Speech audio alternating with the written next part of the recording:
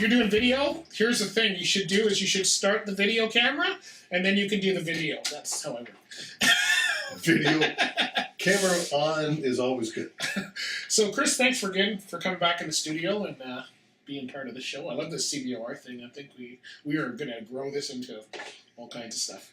Well, the C.V.O.R. is an interesting topic, but today's topic is what? Today's topic is still C.V.O.R/SMS. So SMS is, what's the actual, because we use Safety Management System. We use so many acronyms in this industry, and we use them for so long that the rest of, after a while you forget, you know what it's for, you just forget what it actually stands for. Yeah, I know. I think every industry has too many acronyms. Well, it's like FMCSA. I know what it stands for. Federal Motor Carrier Safety Administration. I know, but when you actually try to remember to say that, because in training, I'll go, oh yeah, the FMCSA, I know what I'm talking about, but they're probably going, and I do tell them at the beginning, this is who it is, but after a while, you forget what that actually stands for. If anybody is new in our industry, we owe it to them to educate them and to use the full verbiage as opposed to the acronym several times during the thing. What I like is that I always, someone goes, what's the A stand for? And I go, oh crap. So Association, Administration, Accounting, what is it? Okay, CVSA. CVSA, okay, so Commercial Vehicle Safety Administration. Did I get that right? I think. See, you don't even know. You're testing me. You don't even know. No, I believe the A is. You said administration. I think it's Alliance. Alliance, yes. Commercial Vehicle Safety. See, I don't Alliance. use the CVSA one very often. Yeah, and that's one that I've heard. The A always gets screwed up. So that CVSA for people now that they're asking and they're probably going, well, Mr. Podcast Guy, like if you're going to bring out an acronym, you should probably explain what it's for. So that one is what you said, the Commercial Vehicle Safety Alliance. But what that is, that's the partnership, right, between the U.S. FMCSA, DOT, police, all the police officers inspection in the States, Canada, and I guess Mexico. Yeah. Do they have some in Mexico? Okay, that's a whole. Okay. I didn't know they had any in Mexico, so I'm just. But what that is, when you get a level 1 inspection, it's recognized across the board. The level 1 is supposed to be the same inspection, no matter which inspection place that you're at, whether it's in Ontario or Arizona. Yeah.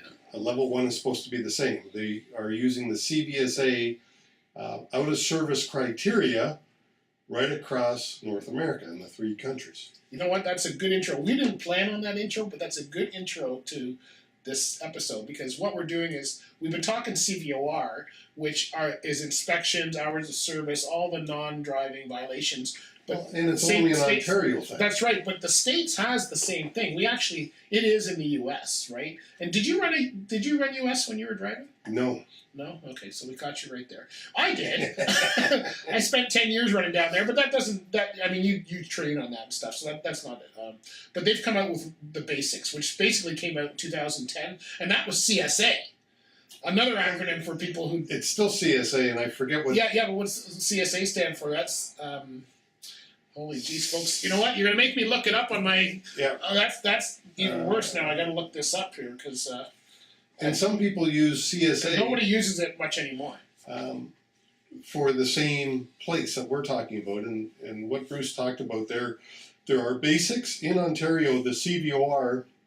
has the number is made up of 3 different numbers: collisions, convictions, and inspections. In the States, the SMS is made up of 7 basics. Right. Now, I pulled up CSA 2010, and CSA stands for Compliance, Safety, Accountability. There we go. I would never have guessed. I'm sure I knew that back in 2010, but I don't think I've used CSA since 2010. I think most people are using SMS and all of that kind of stuff, right? So It doesn't matter which acronym you're using. They basically all mean the same thing, right? Yeah. It points to the same place, and the SMS is the U.S. equivalent to, in Canada, we call it a national safety code. If you are asked for drivers, if you're asked for your national safety code number, what they're asking for, if you're from Ontario, is your C.V.O.R. number. Which is different from the DOT number or the MC number. Some places they call it a provincial profile number. Holy, no wonder. You know what? I'm confused, and we train this stuff. Like, how does the driver figure all this out? Again, looking at the side of the truck will tell you a lot, right? So the MC number and the DOT number are the same number, right? MC number? No, they're different. They're different numbers? Yes. So the motor carrier number. It's different than the Department of Transportation, DOT number. Okay. So then, all right. So which one is associated with the basics, the SMS basics? I believe they are both associated. Most There you go. Just mess everything up. They'll do a search based on the DOT number. But you can find it also. I think I searched it with the MC number before. You can, but it's a different search criteria. You would just, on the drop-down menu that it has, you pick either DOT number, name, or MC number. Okay, let me ask you this. I think it works by how you were doing your search. Because I think a safety person with a company who has the DOT and has a login can log into the FMCSA and get in through the DOT number. But when I was searching it, I did not have the company's login number, but I was doing a safety training for them. And because I'm not logged into their system, I had to go through the MC number, which I was able to get. And I got quite a bit of information. I couldn't get details on the charges, but I could see all the charges. Yeah, there's a huge amount of information available. If you don't have the company sign-on, you can still see how many violations they've had in each basic and the types of violations. What's missing most often are the scores and the personal information, such as what the driver's name was. Yeah, that part I couldn't see, but I could see whether they were charged with speeding or charged with an inspection of some kind, inspection violation, which is how shippers and customers are searching. A lot of times they don't have the login for the company either, Right. But they can still go on and search. And a lot of shippers, I'm sure, I don't know what you're seeing, but I know when CSA first came out, everybody was saying, check the carrier to see if they are worthy of running your $1 million equipment or $1 million load of material, right? Well, that all started several years ago, and this is, when I say several, it's 10 or 15, I believe. C.H. Robinson, not to, maybe you want to delete that. Too late, I can't, so. A large load broker. Don't get us sued here, Chris, because I'm just going to send you half. A large load broker ended up paying $23 million in damages because they hired a trucking company, and I forget the name of the trucking company, that had a terrible SMS safety record. And that trucking company went out and killed somebody. And of course, when they, unfortunately, this story, first of all, remember that somebody died. That's the most important and the most tragic part of this.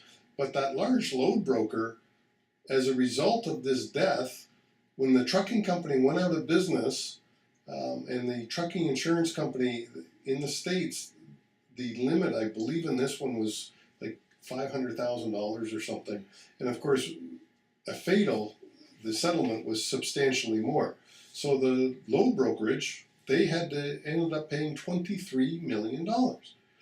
So you could look at them as a shipper or as a load broker, but they hired a terrible company with a terrible safety record, and they ended up paying dearly for it. Yeah, but I think the norm now is most shippers are investigating the quality. A little bit, because are investigating their carriers to see who is hauling their goods, and therefore more important for the drivers to be really doing their, because you can really be the difference between $1 million account going forward, right? If you want to work for the best carriers, and the reason typically you want to work for the best carriers, they have the best shippers. Yeah. Well, they have the best shippers because the best shippers are checking out the safety records. Right. And they don't want to hire the terrible companies because it gives them a great deal of liability. So if you want to work for the best companies that work for the best shippers, hauling the best freight, you've got to keep your license the best. What's it's the things that people don't understand. The difference, why you would want to work for a good company that works for good shippers, is the difference between being paid and not. right? If good shippers are paying detention time, good carriers Yeah. are paying detention time, they're minimizing detention time to begin with, so that's what you want to do. So and a lot of that is the more efficient and productive. I've always said this: the more efficient and productive you are on the road, the more money you will make. I've always made good money driving because I've worked for good carriers that were efficient, kind of had their crap together, allowed you to do proper trip planning, laid out a good schedule, those kind of things, right? Yeah, the best carriers are getting detention time and giving it to the drivers, and therefore minimizing, as you said, detention time. Therefore, if I'm a driver, I get to do what I want to do. Drive! There you go. There you go. I don't want to be sitting in a loading dock. You didn't get into this industry to sit in a loading dock? I thought that was the reason. You've never been to some... Yeah, we won't... Trust me, I've got enough horror story, and I know you did, because I know the carrier that you used to run for, they delivered to the same place. And I'm going to leave that alone, because I don't want us to get us in trouble. And every time I hear somebody saying, I sit there all day, I just have to say the name of the distribution center, and they go, yeah, that's it. And a lot of these big ones, that's what happens, right? There's a very large company, and you'll know who it is, that will fine you $1,000 if you show up 15 minutes late for your appointment time, but they don't want to pay waiting time when they keep you at the dock for 7 hours. Yeah. How's that fair? That blows my mind. We should be able to fine them if they can't get us out. Yeah, and I am hoping that this really changes everything, the ELDs and all of that. I'm hoping. You know what? That's what we need in this industry. We need it cleaned up. We've been talking about it. A lot of us that have had good careers have talked about what the industry needs, but it would be nice to. You and I don't have enough power to do. We could talk about it all day long. We don't have enough power. Yeah. We know we're on the driver's side, but we need to get the companies so that they see it. I'm hoping the ELDs will change that, where they can see what's going on, right? So, I think, and that's why I'm so hopeful that ELDs are going to make a huge positive change.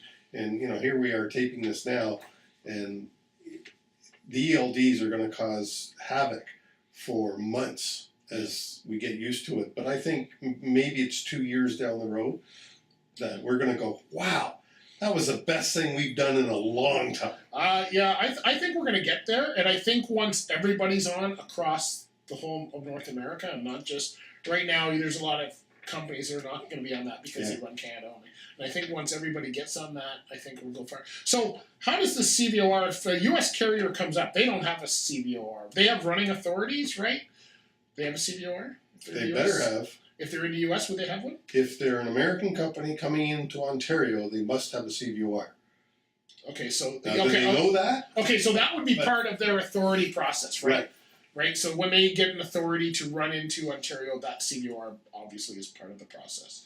So do they understand? And I'm sure they do. Do they understand that if they have an inspection in Canada, how it affects them as a U.S. carrier? Does it affect them as a U.S. carrier? As of yet, it doesn't show up on the U.S. website under their DOT number. Oh, so there's guys running like bandits up here.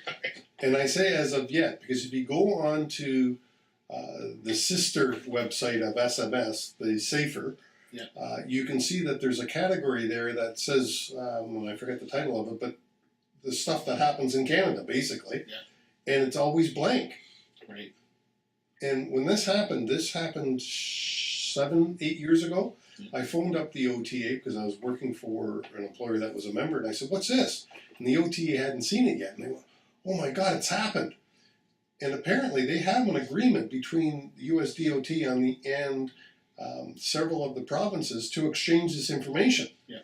But they haven't started the exchange yet. Because that's someone's job now, right? As soon as you have to start exchanging information, unless it's something that's automatic, nobody does it. So at that time, 7 or 8 years ago, when this first popped up on the website on the US side, we didn't know that it was going to happen. We had no forewarning, but it's still no information there. Mm-hmm. But you can see it's going to be there one day. They've already got it started. Yeah. So the SMS basics, which are, I'll pull them up here in a minute. Unsafe driving. You got them? Okay. Well, so let's check your knowledge base here. Unsafe driving, collisions, hours of service, vehicle maintenance, dangerous goods, No. driver fitness, You're going off and insurability. No, you're close. You got some of them. I got most of them. may not be exactly the right name, but let me pull them up. And that's the problem. You've got them. You just don't have the right names. which one am I missing? I'm missing one of them. Let me find it here. We'll As I was ticking off my fingers. we're gonna get a call from a U.S. driver right now going, guess what? You missed it. Yeah. The I first three are the most important: the unsafe driving, the crashes, and the hours of service. Hours of service, let's hope, goes away with the implementation of. It'll never go away, but the number of violations should drop substantially now that we have ELDs in place. Crashes and unsafe driving, and just while you're doing that, unsafe driving has violations such as following too close, improper lane change, speeding, that type of violation. Right. The hours of service has, of course, all your logbook infractions. Vehicle maintenance has all the stuff that's wrong with your vehicle. And one of the ones that I see frequently, by the way, conspicuity marking. What's it called? Conspicuity. Isn't that a great word? Yeah, that's a great word. What is that? Go ahead. That's that red and white tape that we see most of the time. But that's what it's called, conspicuity, and it's to be conspicuous. That's where the word comes from. Did you know that you're supposed to have on your tractor mud flaps, for instance?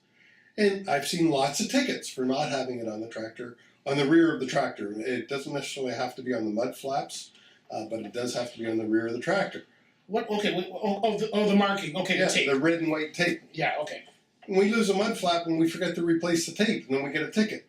It's crazy.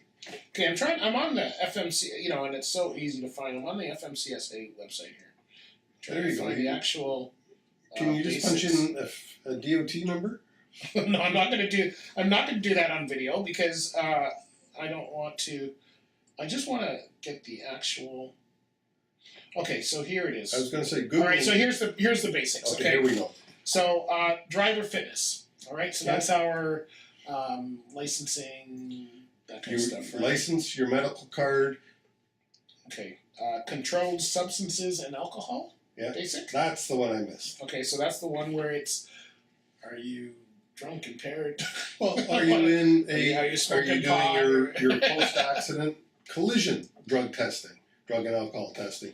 Are you doing the proper random drug and alcohol testing? Are you doing pre-employment drug and alcohol testing? All that stuff. Yeah. And we have the crash indicator. Yep. So the crash indicator is basically how you're doing as far as a company goes and a driver. I mean, really, you can, and I'll get into that because I was teaching. Then the unsafe driving basic, which is your speeding, that kind of stuff, right? And then hazardous material. That's right. So that's why I was, when you said dangerous goods, I'm going, it's not, but it used to be cargo securement, and they rolled cargo securement into the maintenance basic, and they now have just a dangerous goods compliance one. So that's hazardous materials. Yeah, that's what our U.S. friends call it. Yeah, that's right. And since it's a U.S. program, I guess that's what they wanted to call it. Yeah. So vehicle maintenance is the other one. So the seven, just to be clear, are hours of service, basic, driver fitness, controlled substances and alcohol, vehicle maintenance, crash indicator, unsafe driving, and hazardous materials. Those are our seven. That's it. So here's what I teach people when I'm doing training sessions for new drivers. I teach the crash indicator. You've been in safety a long time. Most of your career has been in safety, right? But in the manufacturing world, there's the triangle, the injury triangle. I don't know. There's a proper name for it, where you can see that if there's people having little incidents, sooner or later they're going to have a bigger incident, and then sooner or later they're going to have a death. And it's a triangle. I call it the safety triangle. I think that's what it's just called, the safety triangle. But you see it more in manufacturing plants. If there's lots of trip and falls, then pretty soon somebody's going to get run over by a forklift, basically. And I teach that same process with the crash indicator. So if people are being inattentive, let's say you cut off a car, and you don't realize you didn't mean to, but for whatever reason you drifted out of your lane, you cut somebody off. Probably not a big thing. If it happens 3 times in the next 2 weeks, let's say, what's bothering you? Is it problems at home? Is it the company, the customer, your vehicle, whatever it is, right? If you don't kind of analyze that and go, over the last 2 weeks I've cut off 3 people, if you don't analyze that yourself, sooner or later you're going to cut a car off and possibly injure or kill somebody, right? And that's the way I teach it. That's the same idea as the safety basic. I teach it that way for the crash indicator because I want people to analyze themselves. If they're just waiting until the score gets to 75, it's too late, right, when you're doing basics. Well, and the other thing, along the same line, they use it 300 is the number. For every 300, and this is across, there were some people much smarter than I that did a safety study, and it wasn't just in trucking, but they say it applies to every industry that requires safety. For every 300 unsafe acts, there will be 30 incidents, of which one of those will be catastrophic. Okay. So, in the translation there, catastrophic usually means fatal. Okay, so 300 unsafe acts. So, if on average you get out of the truck 300 times improperly, not necessarily you as a driver, but somebody is going to get injured. Yeah, that's true. Right? Actually, there's going to be 30 injuries. If you get out of the truck unsafely 300 times, there's going to be 30 injuries, and somebody probably broke a limb. So that would be the catastrophic. The same thing applies to crashes, as you said. If all those unsafe acts, there's going to be 30 crashes now. 29 of them are going to be, man, I wish that didn't happen. Yeah. And then there's going to be, oh my God. One of them is going to be an, oh my God, what did we do? Yeah. And so those basics, if you look at the basics, they are all the same things that are on a C.V.O.R. basically. Yep. They right across, and that's where that whole CVSA acronym comes in. It's the same right across. So I don't think we need to dive into more. Maybe we will in a future program. I don't think we need to do that today. But basically, if you are operating in Canada, anywhere across North America, you are operating either under C.V.O.R. or under the SMS basics, depending on which side of the border you're on, and they are the same as far as the violations.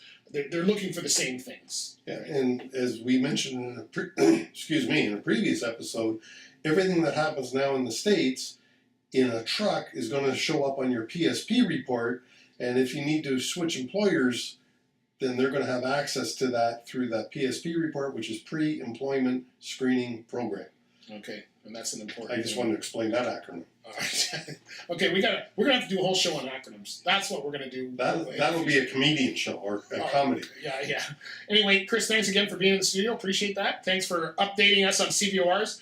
Hope you guys please, if you're interested, send us an email. Let us know what you want to hear, because Chris and I can talk about truck stuff all day. See you guys next time. Bye for now. Have a safe one. Beauty. Good job.